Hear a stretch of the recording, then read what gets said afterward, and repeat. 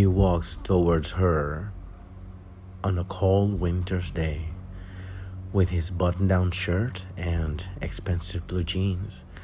He doesn't waste time as he whispers to her, "You have the most beautiful eyes that I've ever seen." And it doesn't take much for a coy, lonely girl to believe every word and succumb to his spell. He speaks of her beauty, her body, her smell, and just anything that would get her out of her shell. They stop to grab coffee and something to eat.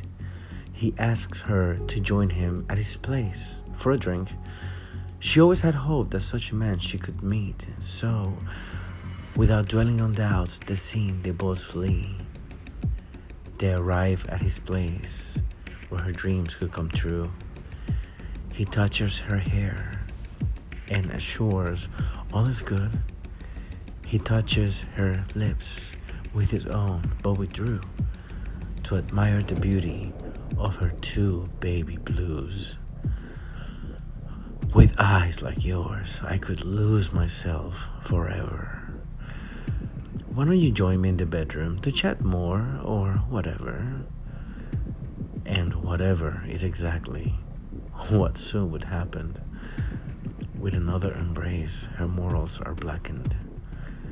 They both get undressed and lay on his bed. He asks her once again to trust him while he shows her a chain. "There's a little game that I like to play where I tie people up and kiss everywhere. I promise you'll like it and have the time of your life, but whatever you do, just don't close your eyes." He chains her extremities to the soft and large bed. She's scared, but still watches, just like he said. He crawls by her feet as his tongue travels fast to the most sacred regions that, well, most girls like to hide. His tongue makes a stop by her bosoms and neck and moves rather quickly to the side of her face. She assumes that her ears will be the next stop, but it was rather her left eye, his favorite spot. He wiggled his tongue to be able to touch it. She asks him to stop as it feels like a sprocket, but instead of respect, he opts for blunder, as it is far more important to end his own hunger. And just like a drill, his tongue enters her socket while he's holding her head as she moves like a puppet. With a painful, swift move, he scoops out his prize. Who would have guessed he was hungry for eyes? He enjoys his meal. So succulent, so wet. She screams and she screams for the help she won't get.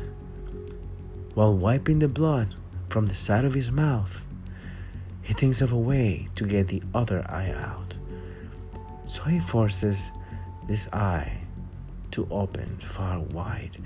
As his finger enters the side of this eye, he grabs it and picks it like a berry or grape and rips it with strength as his bed turns to a grave. When he's finally finished with this gruesome small snack, he disposes of anything that could bring her back. Her body, her screams and stains on his bed. On his to-do list go check, check, and check. Another day passes. Oh, it's a beautiful one. 100 young lovers and birds in the sky. The perfect scenario for a girl who's in love with the idea of romance and her own Romeo. So he walks towards her on this beautiful day with his button-down shirt and expensive blue jeans. He doesn't waste time. as he whispers to her, "You have the most beautiful eyes that I've ever seen."